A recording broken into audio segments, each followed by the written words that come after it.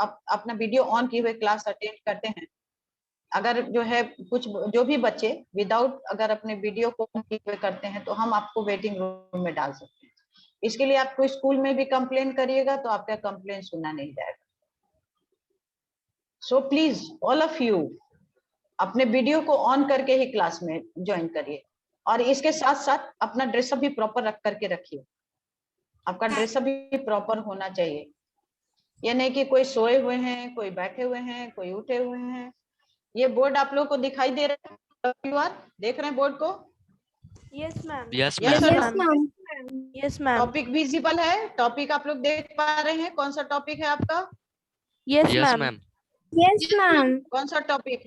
Which is the topic? Just tell me. Ma'am chapter Fundamental rights, 17 fundamental duties, directive principle of state policy. State policy.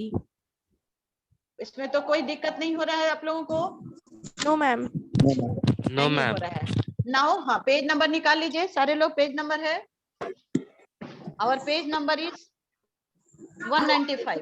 ठीक है, और इसी का देखिए, just listen, इसका next chapter भी हम लोग कंटिन्यू करेंगे। ये चैप्टर कोई बहुत बड़ा नहीं है, इसको समझने के लिए भी बहुत ज्यादा मतलब ये देखिए, सबसे बड़ी बात है फंडामेंटल राइट।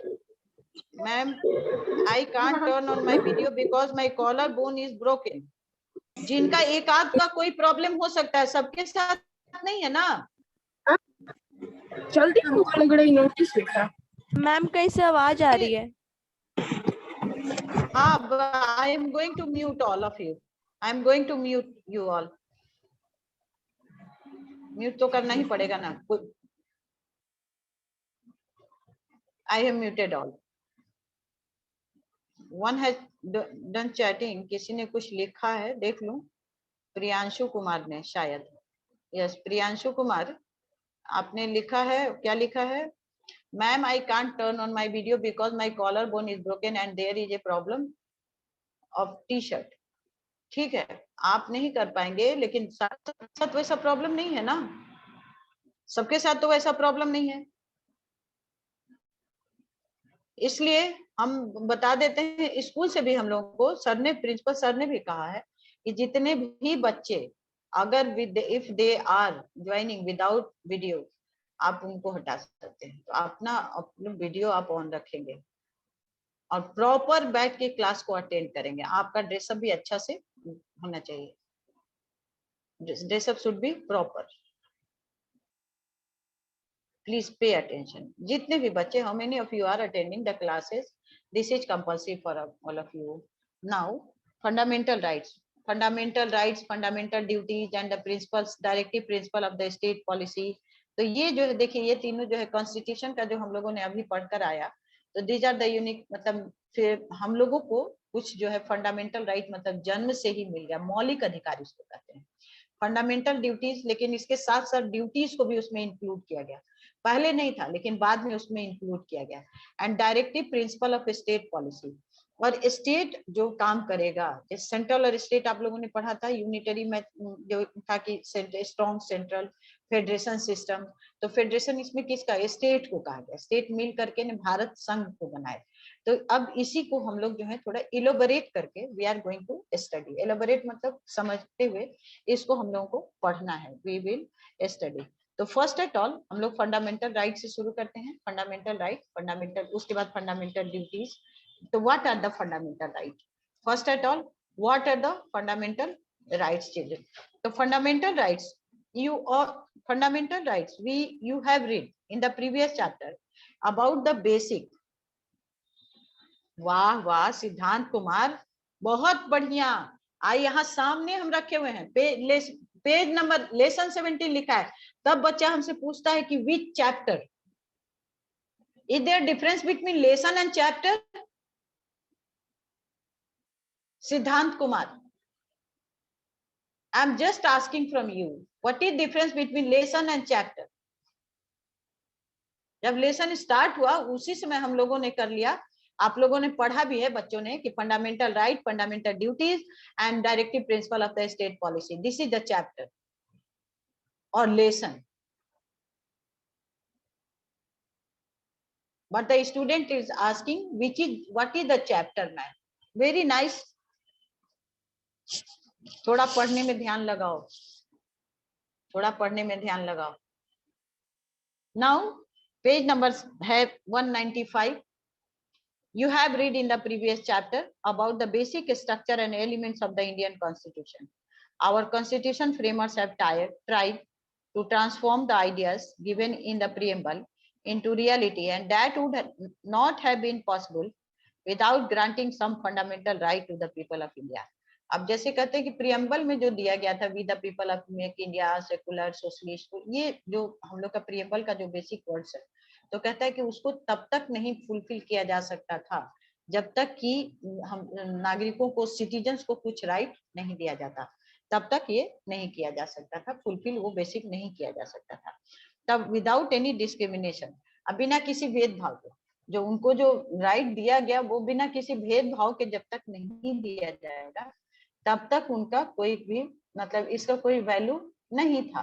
प्रियम्बल का जो मोटिव था वो उसका कोई वैल्यू नहीं था, ये कहने का मतलब है. तो उसके बाद कहता है after long period of slavery and exploitation. Slavery का मतलब है गुलामी, एक्सप्लॉयटेशन का मतलब जो लोग एक्सप्लॉयट करते हैं जबरदस्ती, मतलब शोषण करके. शोषण मतलब हम आपको परेशान करेंगे, जितना आप मेहनत करेंगे उतना पैसा नहीं देंगे, या आपका रेस्पेक्ट नहीं करेंगे, इस तरह की बातें शोषण कहलाती हैं. तो ये करके, और without at the hands of the Britishers people aspired for a life where a mind is without fear and the head is held high. अब हम लोग का क्या उस समय था कि हमारे दिमाग में कोई डर नहीं हो, क्योंकि ब्रिटिशर से इंडियन को डरना पड़ता था, और हम लोग का जो मोरल है वो थोड़ा हाई रहे कि हाँ हम कोई भी काम कर सकते हैं. तो इसके लिए विदाउट डिस्क्रिमिनेशन जब तक कुछ राइट नहीं दिया जाता तब तक ये पॉसिबल नहीं था. तो where education is free and for all. फिर कहता है कि एजुकेशन क्या है, सबके लिए फ्री हो और सबके लिए हो, ग्रांटेड फॉर ऑल, कि हर कोई पढ़ सके. Where every citizen has the freedom of religion and faith, where the sole aim of the government is welfare of people and especially of the downtrodden. ये कॉन्स्टिट्यूशन में आप लोग सब कुछ पढ़ के अभी इसके पहले वाले चैप्टर में हम लोग आ गए. तब अब जो कहता है कि जितना इतना जो नीड था उसको पूरा करने के लिए क्या किया जाता है. इन दिस चैप्टर हम लोग देखेंगे कि गवर्नमेंट काम कर रही है, या तो फंडामेंटल राइट. तो इसके पहले आप लोग क्लास 7 में पढ़ चुके हैं कि what does the people do if the representative do not work according to the constitution. तो अब उसमें कहता है कि अगर if the representative do not do according to the wishes of the people do not cast their vote for in favour of them in the next election. ये आप लोग क्लास 7 में ऑलरेडी आप लोग पढ़ चुके हैं. तनवीर खान के इसमें जो बहन या दीदी जो भी देख रही हैं तो उनको बोलिए कि वो थोड़ा सा हट जाएं. तनवीर खान, आप में जो बहन और दीदी देख रही हैं तो हम उनको बोल दीजिए कि वो थोड़ा हट जाए. और हम एक बार फिर से चेक कर लेते हैं हाउ मेनी, कितने बच्चे जो हैं अपने कैमरा को करके बैठे हुए हैं और प्रॉपर बैठे हुए हैं. सृष्टि श्रीवास्तव कैमरा ऑन नहीं है.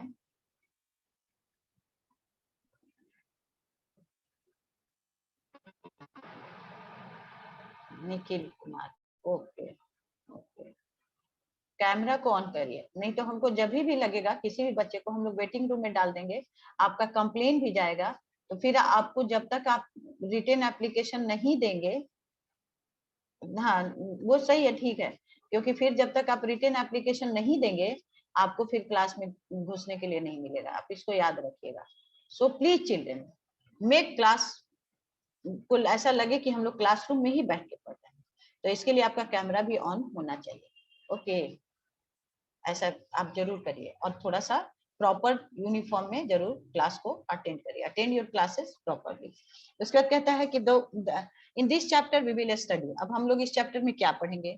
About those provisions of the Indian constitution which help us to achieve our goals and fulfil our aspiration. Aspiration मतलब गोल, मतलब जो हम लोग चाहते हैं कि जितना हम अपने लाइफ में कर पाए. एस्पिरेशन मतलब हमारी आशाओं को जो पूरा करे उसको एस्पिरेशन कहते हैं. Fundamental right, what are the fundamental rights? The fundamental rights were included in the constitution because they were considered essential for the development of the personality of every individual and to preserve human dignity. अब इसको इसलिए दिया गया क्योंकि ये सभी के लिए जरूरी था. समझ में आ गया? ये सभी के लिए जरूरी था। देखिए इसमें दिया ह्यूमन डिग्निटी। डिग्निटी का मतलब जो हमारी इज्जत, जो हम लोग सेल्फ रेस्पेक्ट कहते हैं, उसको बचाने के लिए fundamental right was compulsory. Here fundamental rights are an essential element of every democratic country. Essential element मतलब जरूरी चीज डेमोक्रेटिक कंट्री के लिए होता है। Since we were denied most of the civil and political rights, Dheeraj Kumar ठीक से बैठिए, by the British, one of the most important aspiration of the people was that they should have some basic right. Britishers ने हम लोगों को कोई अधिकार नहीं दिया था, तो जब हम लोग को फ्रीडम मिल गया तो उस समय हम लोगों को मतलब अपनी जो चुनी हुई जो सरकार थी उससे हम लोगों को एक आशा था कि हम लोगों को सरकार कुछ बेसिक राइट देगी। बेसिक मतलब जो कि सभी के पास हो, दैट इज बेसिक मतलब खाने का, पीने का, बोलने का, पढ़ने का, प्रॉपर्टी बनाने का, that is the known as the basic right, fundamental right. Country में कहीं भी आने जाने का, these are the fundamental right. उसके बाद कहता है which can not be violated, ये जो कि खत्म नहीं किया जा सकता। Therefore the constitution of India provide 6 fundamental right. अब हम लोग को कितना सा फंडामेंटल राइट है? 6। राइट टू इक्वालिटी, सभी बराबर है। नंबर 2 राइट टू फ्रीडम, मतलब फ्रीडम में क्या क्या आता है? Freedom of speech, freedom of मतलब movement, freedom of job, freedom of education. Right against exploitation, अगर कोई आपको परेशान करता है, एक्सप्लॉइट करता है, शोषण करता है, आपको परेशान करता है, तो आप उसके खिलाफ बोल सकते हैं। Right to freedom of religion, धर्म को मानने की आजादी।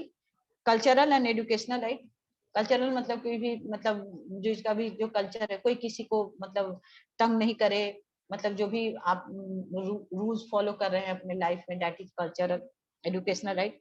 राइट टू कॉन्स्टिट्यूशनल रिमेडी, और अगर जरूरत पड़े तो कॉन्स्टिट्यूशन को मतलब रिमेडी रेक्टिफाई, जो हम लोगों ने पढ़ा था रेमेडी, उसमें लोगों की जरूरतों के हिसाब से संविधान को बदलना, रिमेडी का मतलब सुधार करना। उसके बाद तो कहता है do you know the constitution of India also provided for the right to property as a fundamental right.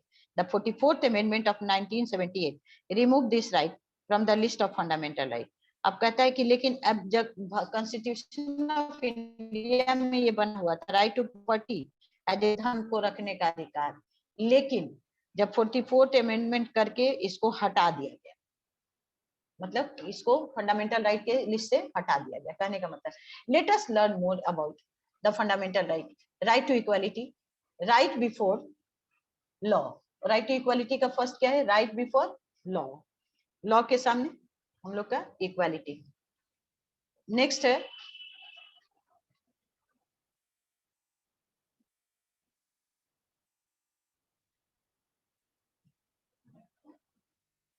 Book दिख रहा है आप लोगों को? सारे लोग बुक देख रहे हैं?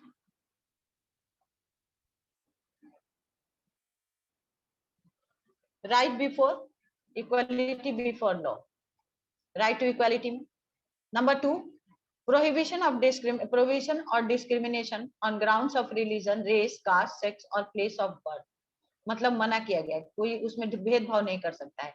Equality of opportunity in matters of public employment, मतलब जो पब्लिक सर्विस है उसमें सब कोई बराबर है। एवोल्यूशन ऑफ अनटचेबिलिटी, जो छुआछूत है जो इंडियन सोसाइटी में उसको खत्म करना। उसके बाद कहता है एवोल्यूशन ऑफ टाइटल, टाइटल भी हटा देना, जैसे टाइटल राय बहादुर ये सब हटा देना। Right to freedom. अच्छा चिल्ड्रन देखिए ये दिस डायग्राम को, ये जो आपका डायग्राम दिया हुआ है ये अपने कॉपी में आप लोग बनाएंगे। इसके नीचे देखिए राइट टू पीसफुल गैदरिंग, मतलब लोग कहीं भी गैदर हो सकते हैं शांति के साथ, कोई हल्ला नहीं करना है। उसके बाद राइट टू एजुकेशन, देखिए सारे बच्चे जो मिड डे मील और ये जो हम लोग पढ़े थे क्लास 7 में, right to education to all, 0 से लेकर के 14 ईयर्स तक के सारे बच्चों को मतलब क्लास 8 तक कम से कम सबको फ्री में पढ़ने देना है। This is the right to education. अब राइट टू फ्रीडम क्या है? राइट टू इक्वालिटी हो गया। नेक्स्ट है right to freedom, freedom of speech and expression, मतलब अगर कोई चीज हमको ठीक लगे या नहीं लगे हम उस पर बोल सकते हैं। Freedom of assembly, assemble peacefully and without arms, अब कहीं भी आप शांति से इकट्ठे हो सकते हैं लेकिन अपने साथ आपको आर्म्स नहीं रखना, कोई हथियार नहीं लेना है। Freedom to form association and union, मतलब मिलजुल करके जो लोग अगर साथ में कोई काम करना चाहें, एसोसिएशन बनाना चाहें तो बना सकते हैं। यूनियन का मतलब होता है कि एक दूसरे की बातों को आगे बढ़ाने के लिए कुछ लोग मिलकर बोलते हैं, that is known as the union. Freedom to move freely throughout the territory of India, पूरे इंडिया में कहीं भी आप घूमने के लिए है। Freedom to reside and settle in any part of the India, India के किसी भी पार्ट में रहना और रहने के लिए और सेटल होने के लिए। कश्मीर उसमें नहीं था, जिसको कश्मीर को भी अब कर दिया गया कि हाँ यस। उसके बाद जो है आपका कहता है freedom to practice any profession और to carry on any occupation, trade और बिजनेस। समझ में आ गया?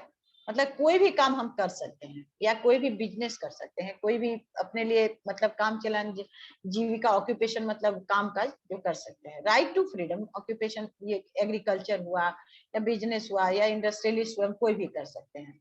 टू कैरी ऑन कोई भी profession. Right to freedom also include the following provision. अब उसमें कुछ कुछ प्रोविजन भी है। प्रोविजन का मतलब नियम क्या है? Protection in respect of conviction for any offence. अब जो है आपको कहता है protection in respect of conviction any offence, अगर कोई आप अपराध करते हैं तो आपको प्रोटेक्शन दिया जाएगा। Protection of life and personal liberty, मतलब आपको आपकी जिंदगी की भी सुरक्षा दी जाएगी। अगर आप कोई भी ये करेंगे तो आपको अपनी बात कहने का मौका मिलेगा, या कहने का मतलब होगा। Protection against arbitrary arrest and detention.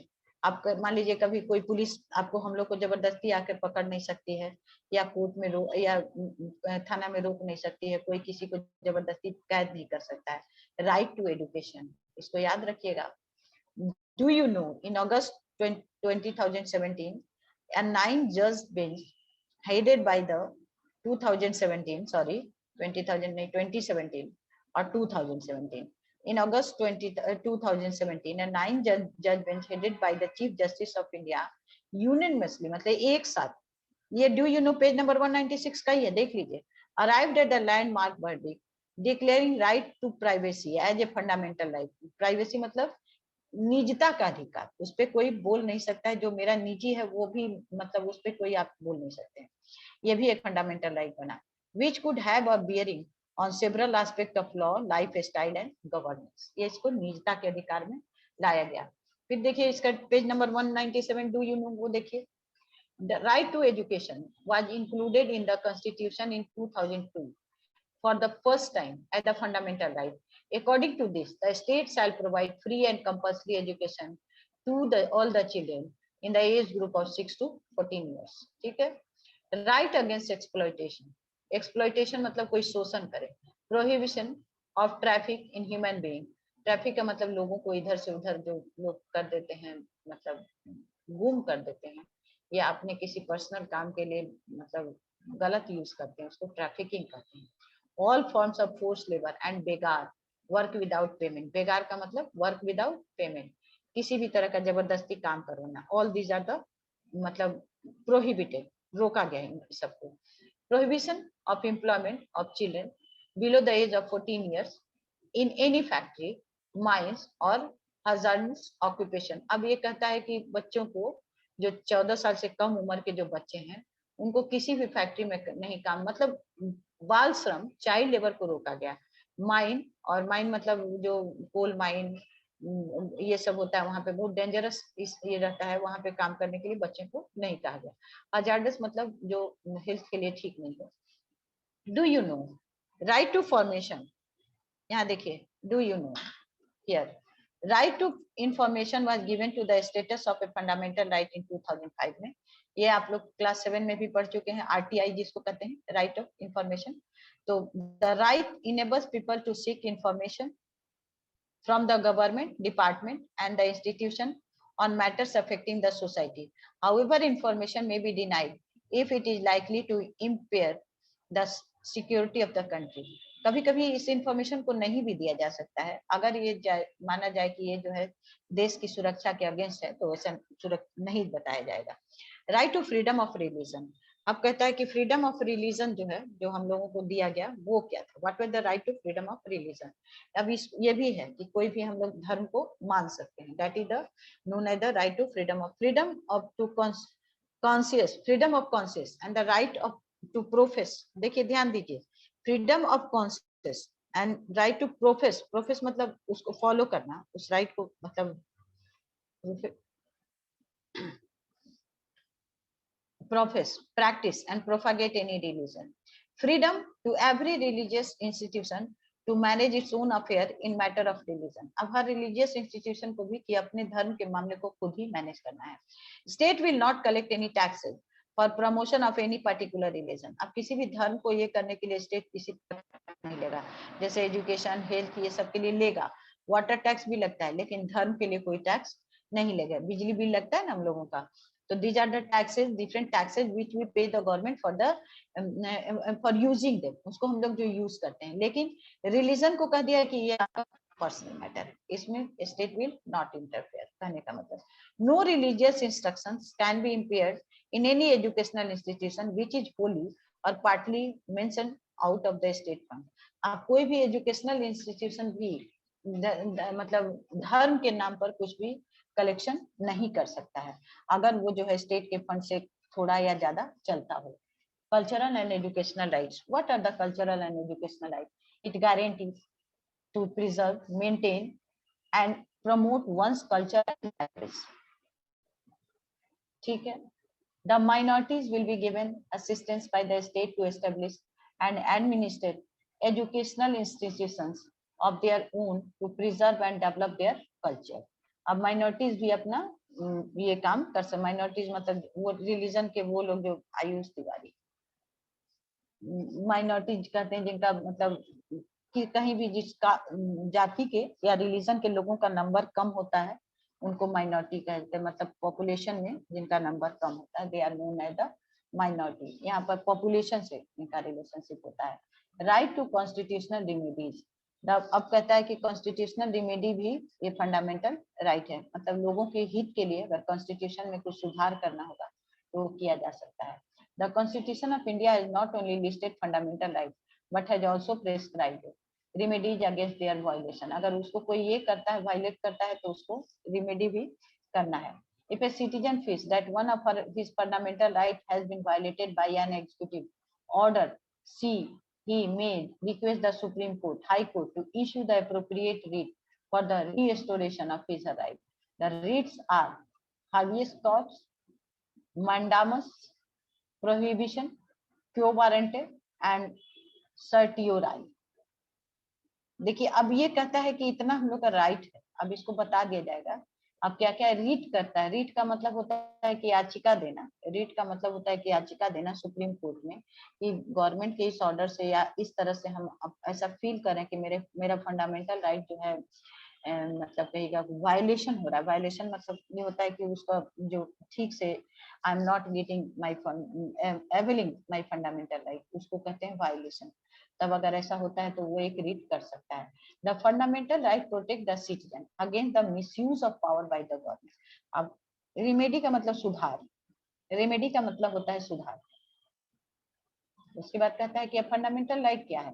Protect the citizens, ठीक है, the violated one sorry against the misuse of power by the government। अगर पावर जो गवर्नमेंट जिसको हम लोग चुन करके बनाए हैं गवर्नमेंट, तो अगर मान लीजिए कि वो ऐसा कोई काम करती है, पावर का मतलब क्या, उसको तो पूरा हम लोग पावर दे दिए, अपना पावर किसको दे देते हैं? गवर्नमेंट को दे देते हैं। गवर्नमेंट को क्यों दे देते हैं? क्योंकि दे आर आवर रिप्रेजेंटेटिव। अब उसमें मान लीजिए कि अगर वो कोई ऐसा काम करते हैं जो जिससे लगता है कि हमारा फंडामेंटल राइट वायलेशन हो रहा है, तो हम लोग उसको क्या करेंगे? तो and seek justice. But our fundamental rights are not absolute और अनलिमिटेड। अब कहता है लेकिन फंडामेंटल राइट भी पूरा और इतना भी नहीं है कि हम लोग जो चाहे सो करें। The Constitution has imposed certain restrictions to check that the abuse of this right। अब मिसयूज जो एब्यूज का मतलब होता है कि इस राइट को मतलब आप ये नहीं समझिए कि एकदम हम जो मर्जी आएगा करेंगे, ऐसा आप नहीं कर सकते। कहने का मतलब नहीं तो आपको पनिशमेंट भी दिया जा सकता है। The state is allowed besides the state is allowed to impose some reasonable restrictions in the interest of public order, decency, morality etc। अब इसमें कोर्ट को कुछ है कि अगर वो जो है पब्लिक पर कुछ रिस्ट्रिक्शन लगा सकती है। अब 5 रीड्स, अब पहले डू यू नो में देखिए 5 रीड्स, ये 5 रीड्स आप लोग थोड़ा सा एक बार हम इसको इसी तरह पढ़ेंगे, उसको समझाएंगे आप लोगों को कल, बिकॉज जब तक थोड़ा सा आप लोग खुद नहीं पढ़िएगा तब तक please pay attention of this all this 5 reads. आप इस 5 रीड्स को थोड़ा ध्यान से देखिए, जस्ट सी चिल्ड्रन, ये 5 रीड्स बहुत इंपॉर्टेंट है, इसको आप लोग पढ़ेंगे। दिस इज द होमवर्क, ये देखिए, दिस इज 5 रीड्स, दिख रहा है? दिस आर द 5 रीड्स, इसको आप लोग थोड़ा पढ़ लेंगे, डू यू नो का। देन कल की क्लास में इसको हम एक्सप्लेन करेंगे। लेकिन देखिए फिर भी एक बार देख लेते हैं, the power of issuing rights is given to the Supreme Court to ensure the enjoyment of rights by the people and to restore their right in case of any violation. The 5 types of courts are habeas corpus, which means an unlawfully detained person may be produced before the court to find out whether the detention was legal or not. It is the most valuable right for the protection of personal liberty. अब देखिए मतलब ये जो है, अगर police आकर के पकड़ ले और रख ले और बिना किसी मतलब उस कारण बताए, तो ये जो है मतलब ये अगर तो ये देखा पता किया जाएगा, पुलिस या कोई भी किसी को पकड़ लेता है तो कहता है कि ये देखे, कोर्ट देखेगी कि ये अगर पकड़ा या रखा तो ये लीगल था या नहीं, वाज इट लीगल और नॉट। अगर ये लीगल नहीं है तब उसको सजा मिलेगी। और कहता है ये मोस्ट वैल्यूएबल है, वैल्यूएबल मतलब कीमती है, क्योंकि ये जो है लोगों के पर्सनल इसका इंटरेस्ट का मतलब बचाव करता है। उसके बाद mandamus is issued when a public servant has failed to perform a duty. In such a case, the court order to concerned official to perform not perform. अगर कोई पब्लिक सर्वेंट सरकार की लोग अपना नौकरी नहीं करते हैं, ठीक से काम करते हैं, नौकरी नहीं काम ठीक से नहीं करते हैं, तो गवर्नमेंट कोर्ट इशू कर सकता है ऑर्डर कि आप अपने काम को ठीक से करिए। उसके बाद प्रोहिबिशन मतलब रोक टोक, मीन्स टू प्रोहिबिट और फॉरबिड मतलब मना करना। This writ is normally issued by a superior court to the lower court, asking is not to proceed with a case which does not fall under his jurisdiction. अगर कोई court जो है अपना कोई ऐसा काम कर रहा है लोअर कोर्ट, तो सुप्रीम कोर्ट जो उसका जो ऊपर का कोर्ट है वो कह सकता है कि आपके क्षेत्र का नहीं है, आप ये काम नहीं करिए। Q warranto is issued to restrain a person from acting in a public office to which he is not entitled. Restrain मतलब रोक देना, कि अगर किसी को कोई अगर मान लीजिए पब्लिक प्लेस पे जाकर के कुछ करना चाहता है, अगर उसको नहीं अलाउड है तो वो नहीं करेगा, वो करने के लिए ये है। तो उसके बाद है certiorari, means to be more fully informed of. It is a superior court. If a superior court wants some additional information or records from a lower court to enable itself to deal with the case more effectively, this writ may be issued. मतलब कहीं से कोई information मंगाना हो मतलब किसी superior court को lower court से, तो ये इसको यूज इस मतलब राइट को यूज करता है। उसके बाद है रिस्ट्रिक्शंस ऑन फंडामेंटल राइट। अब कहता है इस फंडामेंटल राइट का क्या क्या रिस्ट्रिक्शन है, क्या क्या रोक है। Having studied the 6 fundamental rights, we should remember one very important point about all of them, that they are not absolute. Absolute मतलब कि ये नहीं कि जो मर्जी आए वो करें कि मेरा फंडामेंटल राइट, ऐसा नहीं। It means that some restrictions are imposed upon them to safeguard the interest of the entire community. Entire community का मतलब कंट्री के जितने भी लोग रहने वाले हैं उन सबको बचाने के लिए कुछ जो जरूरी है वो उसमें किया जाता है। However, these restrictions or limitations should be reasonable and in the interest of public order, morality, sovereignty and integrity of India. अब ये कहता है कि कंट्री का इतना चीज जो है मतलब सोवर्जिनिटी कहिए, मोरालिटी लोगों का कहिए, पब्लिक ऑर्डर, ये सब उसमें मतलब तभी उस रिस्ट्रिक्शन को, इसीलिए उस रिस्ट्रिक्शन को लगाया जाता है। Here are some of the examples where restrictions imposed are justified. उसमें कुछ एग्जांपल दिया है जिसमें कि ये लगता है कि ये जस्टिफाई है। अब कौन कौन सा है? To prevent spread of infectious disease, the free movement of the people be restricted. अब इसी तरह जैसे अब इसके लिए समझने के लिए सबसे आसान समझ लीजिए, कोई ऐसी बीमारी जिससे सबको हो रहा है तो वैसे लोगों का फ्री मूवमेंट रोक दिया गया है। जैसे अभी हम लोग को पैंडेमिक चला हुआ है, पैंडेमिक कोरोना, तो ऐसे कहा कि अगर आपको है तो आप मतलब अपने को होम आइसोलेशन में कर लीजिए।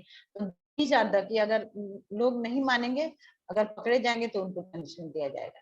Freedom to practice any profession does not mean to take up gambling, smuggling, hoarding और एनी अदर प्रोफेशन। अब कहता है जो क्वेश्चन आप लोग बच्चे के दिमाग में ज्यादा आ सकता है कि कोई भी काम जो हम करने के लिए फ्री हैं, तो नहीं, आप मतलब ये नहीं कि जुआ खेलिए, स्मगलिंग करिए या कोई चीज को लेके सामान को अपने घर में जमा कर लीजिए, या कोई ऐसा प्रोफेशन जिससे कि लोगों समाज को, सोसाइटी को नुकसान हो रहा है, तो आप वो काम नहीं कर सकते हैं। विच इज इंजूरियस और hazardous टू द सोसाइटी।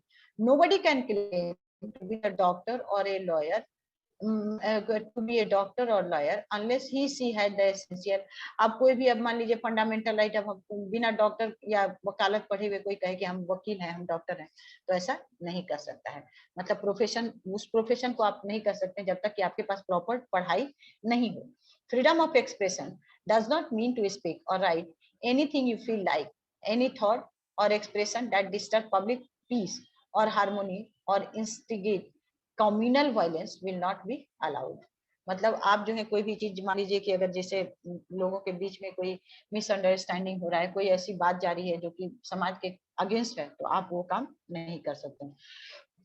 अगर किन्हीं को का कोई प्रॉब्लम है तो वो हमसे डिस्कस कर सकते हैं। किन्हीं का कोई प्रॉब्लम है तो वो हमसे डिस्कस कर सकते हैं। एनी स्टूडेंट है प्रॉब्लम तो वो हमसे डिस्कस कर सकता है। नेक्स्ट टाइम ये समय है हम लोग को डिस्कस करने का। एनीवन, किसी का कोई प्रॉब्लम है तो वो डिस्कस कर सकता है। एनीवन हैज एनी प्रॉब्लम, किसी का कोई प्रॉब्लम है तो वो डिस्कस कर सकता है। धीरज कुमार, धीरज बोलिए क्या प्रॉब्लम है धीरज? धीरज? नो मैम, कोई प्रॉब्लम नहीं। कोई प्रॉब्लम नहीं है। और किसी का कोई प्रॉब्लम है?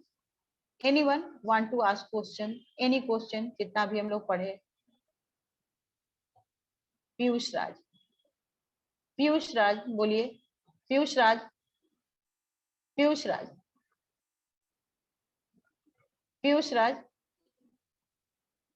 अभी भी देखिए कितने बच्चे अपने बिना विदाउट अपने कैमरा को, पीयूष राज नहीं, अभिनव कुमार नहीं, पीयूष राज कम से कम अपना कैमरा तो ऑन करिए। अनुप्रिया कुमारी आप भी अपना कैमरा तो ऑन करिए। हाँ बोलिए पीयूष राज, बोलिए पीयूष राज। Yes ma'am. हाँ बोलिए। Yes ma'am. हाँ बोलिए, क्या पूछना है बताइए। नहीं पूछना है कुछ मैम। नहीं पूछ, ओके। यशवी राज बताइए आपका क्या प्रॉब्लम है? यशवी राज। मैम हाँ बोलिए। आई am not getting your voice properly Yashvi, I am not getting your voice. आपकी आवाज हमको नहीं मिल रही है। अभी भी नहीं मिल रही है, क्लियर नहीं है। आप बोलो फिर से एक बार, सुनती हूँ, बोलो। यश बोलो, यशविराज। Ma'am yes ma'am. हाँ बोलो, what do you want ma'am to hear speak? It is, तुम मैम हियर चैट करके भी बोल सकती हो, because I am not getting your voice properly. आपकी आवाज क्लियर नहीं आ रही है, तो I can't solve your problem, your query. आपका क्या क्वेरी है हमको नहीं बता पाएंगे। Okay ma'am. हाँ, इसलिए थोड़ा सा चैट करके भी बोल सकती हैं अभी। हाँ। ये अनुप्रिया कुमारी। यस अनुप्रिया बताइए, what is your problem? Anupriya. जो हमने 5 रेट्स पढ़े तो मैम उसमें सेकंड है मैंड्यूमस। तो मैम जैसे उसमें कहा गया अगर कोई गवर्नमेंट ऑफिस में कुछ वर्क करता है और अगर वो गलत वर्क करता है तो कह सकते हैं या सही से काम करो। तो मैम अगर गवर्नमेंट उस गलत काम कोई करता है तो वो तो उसे जॉब से भी निकाल सकती है ना। अब वो तो जब कितना वर्क का क्या, गलत का क्या लेबल है, वो तो लेबल पे पता चलता है ना कि वो गलत किस तरह का है, कि जॉब से निकाला जाए कि रखा जाए, उनको सुधार किया जाए। ये तो आपकी गलती के लेवल पे है। समझ में बात आ रही है? जा रहा है अगर कोई गलत काम करे तो करा क्या जाए? करा क्या जाए तो वही तो रूल बना हुआ है, लॉ बना हुआ है, लॉ के हिसाब से पनिशमेंट दिया जाए। और क्या करा क्या जाए का नहीं है, रूल बना हुआ है, उसका लॉ है, लॉ के हिसाब से पनिशमेंट दिया जाएगा। यही कर